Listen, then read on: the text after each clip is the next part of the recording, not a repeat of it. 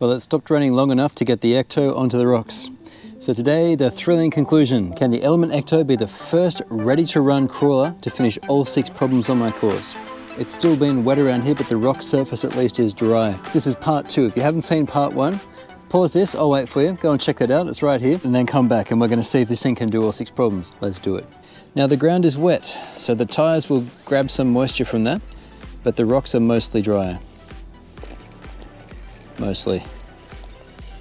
Now, as I said in the intro, if this can do all 6 problems, which I think it has a moderate chance of achieving, it'll be the first ready-to-run vehicle to accomplish that. At least that's four-wheel drive, because I'm discounting the TRX6, of course. Everything else that's finished all 6 of our problems has only been a kit build. We've never had a ready-to-run vehicle do it. Now, as we discussed in the review, there you go, there's the overdrive helping there. Faster front than slower back. That difference in wheel speed helping to pull the rig forward and around on problems. The general grabbers doing their job. Got to get the line right there, but it did it. Okay, so that was 1 and 2, but we did that when it was raining. Now we get to the hard stuff. I haven't added weight to the front yet, and like I said in my conclusion in part 1, it needs a little bit of weight down low up front on the knuckles, I think, because this will have some trouble keeping its nose down otherwise. And the motor is a little fast for this application. As we don't have any ballast down low on the front, where I'd like it, down in there, keeping this nose down will be a challenge. This is the only line I can think to do.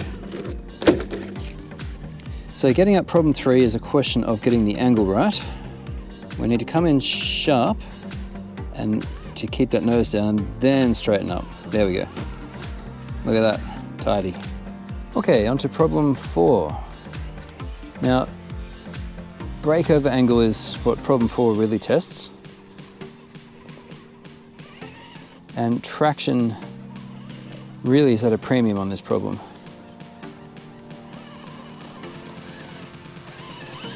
These tyres are still new. Oh, there we go. Just a question of perseverance. This is actually quite sketchy, so I'm just going to bring the camera around this side. We can see what's happening a bit better. The hard part, but this part is still not easy. Oh, there we go. Look at that. Problem 4. Nice.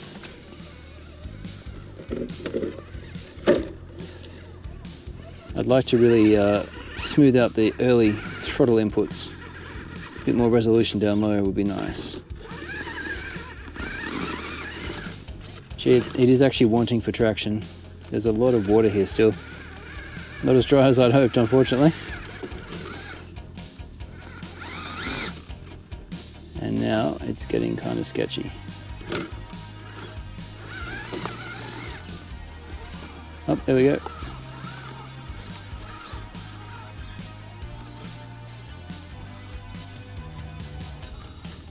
There, we'll have it. I think we'll have it. These long trailing arms, they're resting on the rock, which is getting in the way. We're going to fall, unfortunately. I don't think that was recoverable.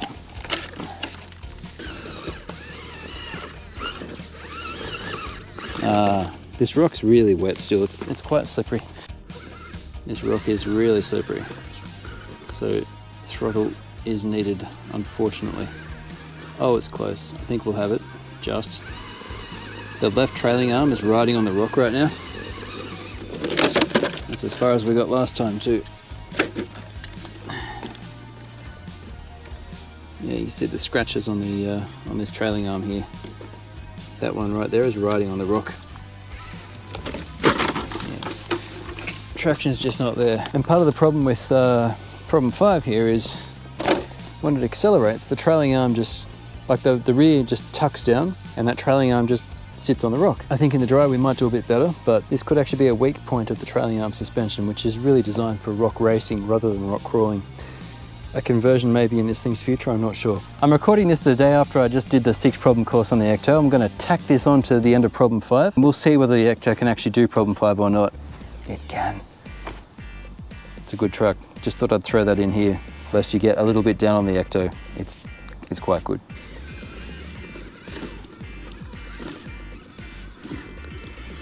I'm getting some fade now. I think there we go. We spent quite a while on problem 5, but traction just wasn't happening. Now, I still think problem 6 is possible. And now I think about it, in the year I've been doing this channel, breakages are very rare in the drivetrain, unless they're cast gears, like in the Bomb TC.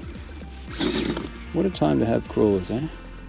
Now we've got the nose up, and we had this last time. I need a lower speed to adjust here, and it's just too fast. It's too fast.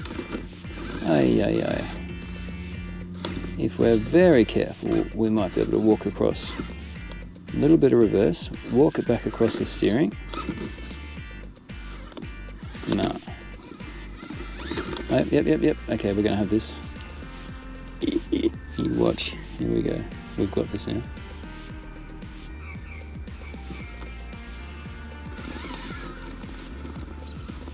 I need to pay attention over here.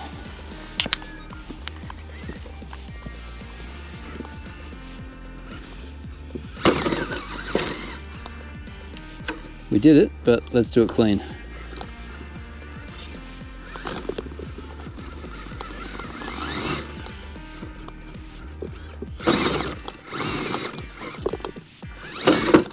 There we go. Do we count that? I mean, it got up. What I'm hoping for here, which I'm not going to get, I can see, is a better landing. That's all right. We've done it. Well, we've bent our antenna here. That was really close. Problem 1, 2, 3, 4, 6, but we didn't get 5. It wasn't for lack of trying. These tyre treads are full of mud now.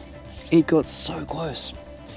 So that's 5 out of 6. We've still got water everywhere. It wasn't a bad effort, but that the rock on problem 5 is just so wet.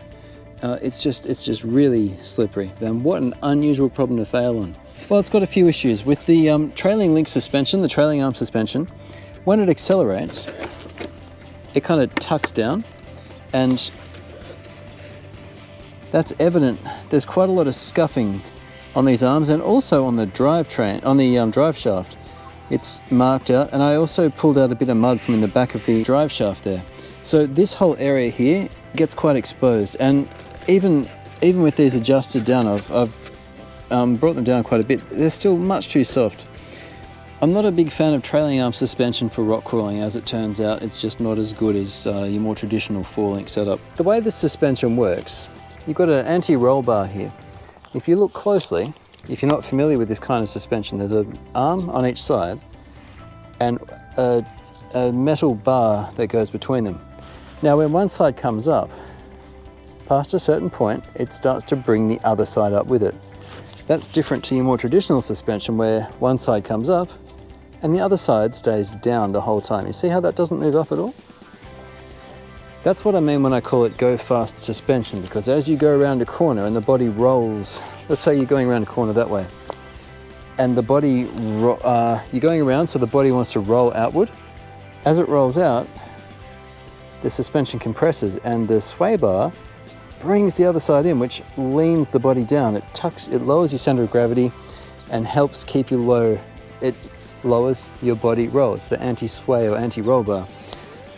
There's a whole lot of science into how that works with traction, whether you've got one in the front, one in the rear, both, different tuning possibilities. I'm a novice where it comes to that, and many others will be able to explain that better.